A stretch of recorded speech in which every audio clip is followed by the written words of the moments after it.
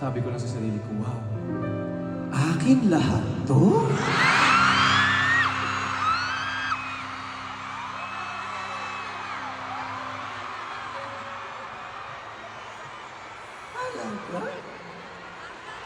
We're finally here. May script kang dapat sundan, boy. We're finally here! Di nga, sobrang thankful kami ni Casey na we get to do this in front of all of you. This is our first Araneta concert. At kayo yung kasama namin sa 4 na gabi nito. Grabe naman yung sila yung kasama mo sa 4 na gabi. Isa lang ang lead nila. Marami Hindi dyan, na. 1 to 4. Marami din dyan, 1 to 4. And thank you everybody for making all these possible.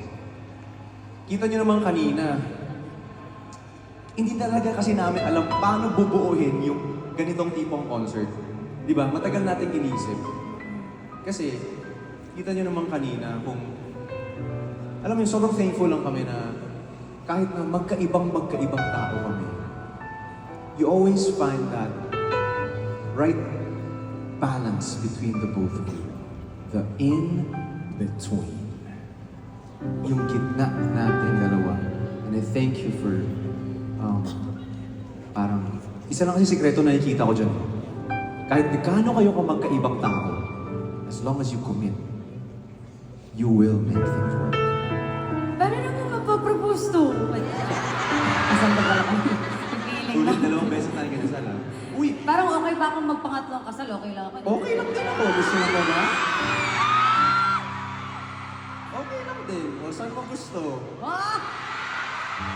Okay, mayamang ka na ngayon. Hindi, sapat lang.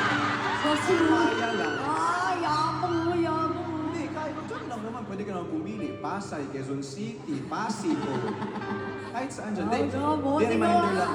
May Unang reminder. kasal natin, budget lang tayo. Ah! Ayun kami, Sus! Kahit saan. Hindi ako tapos. Kahit saan sa Metro Manila. Oh, Wala na, nasabi mo na. Hindi, may reminder ako. Kasi kagabi, napansin namin, speaking of proposals, ang daming nag-propose kagabi. Oo.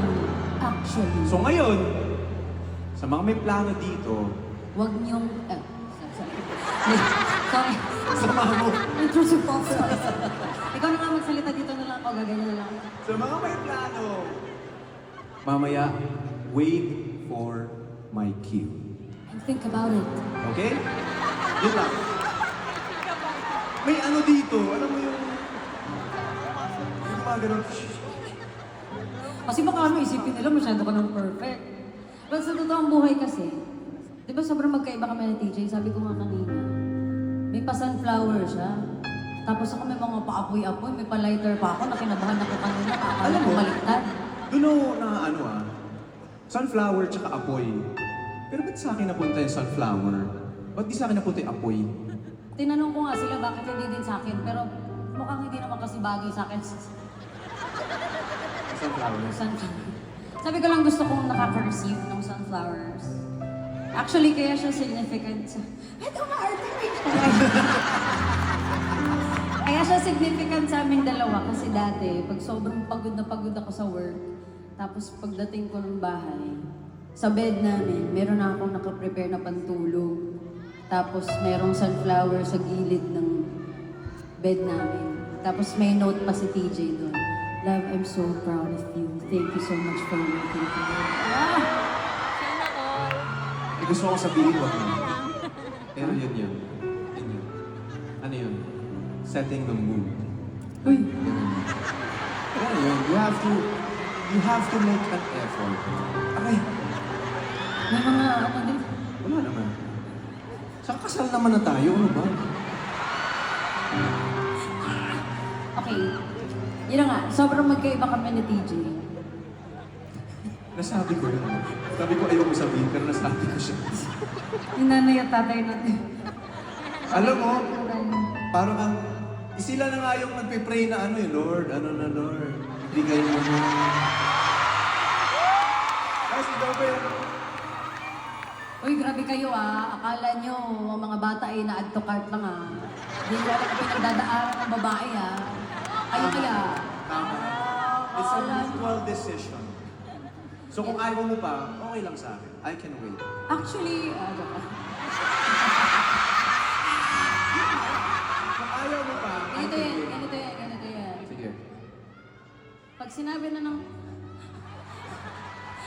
Sobrang excited na ito, mamaya na! Wala na lang day 3, day 4? Pag mga ganyan, kaya naman pagbigyan eh. Uy! Mga ganyan. Ay. Like, practice. Uy! Uy! Hindi ganun yung branding natin. Okay. Hindi, pero ganun. Pag it's a mutual decision, naniniwala ako na it's a mutual decision. Pag ayaw mo pa, okay lang. Pero pag gusto mo na, anytime, girl. Just Pag like sinabi na ng Panginoon na it's time for us, dadating yan. Amen. Sa tamang panahon. Darating din yun. Ay! Bilis! Uulitin lang yung kanta. Sa pangkanta. Yun nga, parang bumabalik lang tayo lagi sa commitment sa isa't isa. And for